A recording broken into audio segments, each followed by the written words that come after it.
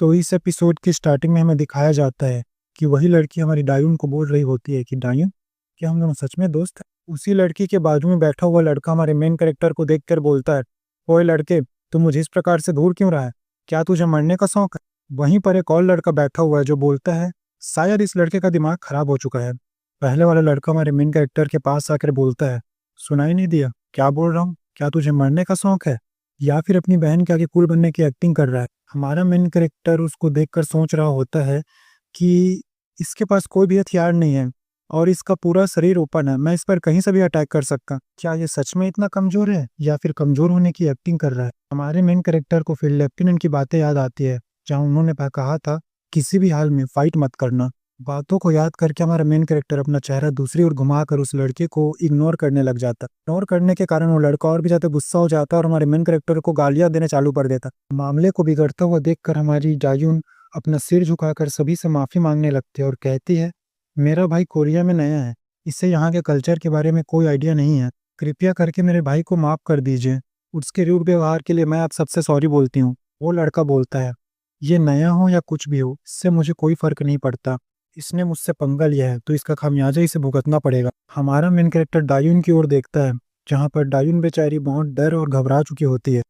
उसकी ऐसी हालत देखकर हमारा मेन कैरेक्टर उस लड़के के बाजू में अपना मुक्का मारता है, जिससे वो लड़का थोड़ा सा दूर हटता है और अपने बाजू को पकड़कर चिल्लाने लगता है। मेन कैरेक्टर अपना बैग वगैरह फेंक कर तुरंत डायून के पास आता और अपना जैकेट उतार कर डायून के सिर पर ढक देता। उतने में वही लड़का पीछे से हमारे मेन कैरेक्टर को गालियां देते हुए हमारे मेन कैरेक्टर की ओर उसको मारने के लिए आगे बढ़ता। हमारा मेन कैरेक्टर पीछे मुड़कर एक जबरदस्त कोहनी मारता उसके पेट में, जिससे वो लड़का खून की उल्टियां करते हुए गिरता।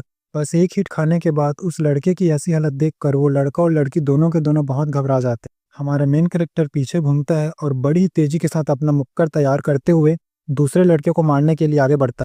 दूसरे वाले लड़के को एक जबरदस्त मुक्का उसके पेट पर पड़ता है, जिससे वो लड़का भी पहले वाले लड़के की तरह खून की उल्टियां करते हुए दूर जाकर गिरता। वो लड़की ऐसा होते हुए देखकर बहुत ज्यादा घबरा जाती, उसके पसीने छूटने लग जाते। उतने में डायून हमारे मेन कैरेक्टर को पीछे से आवाज लगाती है, बोलती है, भैया। हमारा मेन कैरेक्टर ही पीछे मुड़कर देखता है और उस लड़की को छोड़कर हमारे डायून की ओर जाने लगता है।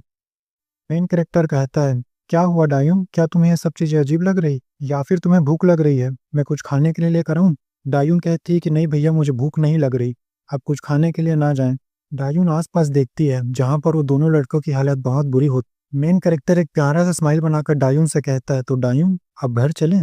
वो लड़की और भी हैरान हो जाती है कि अभी ये लड़का सबको इतनी बुरी तरीके से पीट रहा था और कितनी प्यारी सी स्माइल बना रहा है।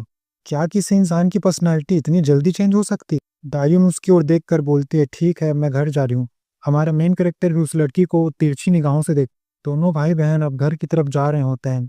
बीच में डायून बोलती है, क्या उन दोनों लड़कों की हालत आपने की थी? हमारा मेन कैरेक्टर पहले डायून का वो डरा हुआ सा चेहरा देखता है, फिर उसके बाद मन ही मन सोचता या कहता है, शायद वो दोनों तुम्हें परेशान कर रहे थे, जिसे देखकर मैं रुक नहीं पाया और दोनों की पिटाई कर दी। इसके बाद हमें मेन कैरेक्टर के घर का